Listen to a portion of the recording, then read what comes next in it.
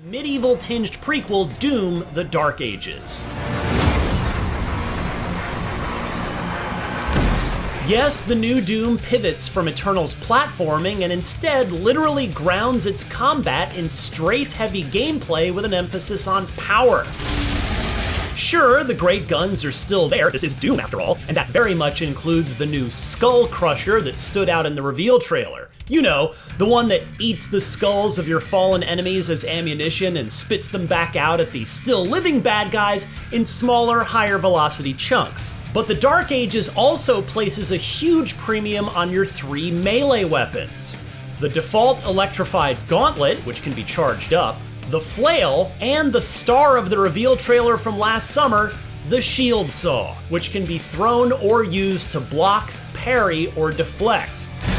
Quote, "You're gonna stand and fight," game director Hugo Martin said after my demo of the new Doom. Perhaps it won't surprise you then that Martin says The Dark Ages is inspired primarily by 3 other seminal pieces of pop culture.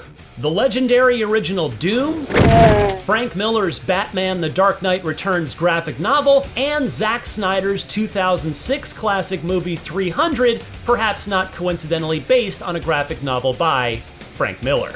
As further evidence of this, the modern Doom series' trademark glory kill finishing move system has been unsynced, meaning the fatalities can be performed from any angle on the battlefield and will change accordingly.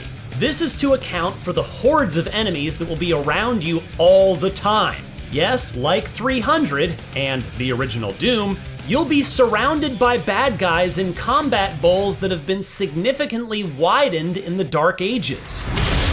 You can accomplish objectives in any order you want and wander anywhere you feel like in the levels, which, by the way, Martin says have been shortened a bit where needed to stick closer to his sweet spot of each being about an hour long. Even better, addressing a criticism I cited in my review of Doom Eternal, The Dark Ages will no longer force you to read its story in the codex. Instead, the story will play out in cutscenes.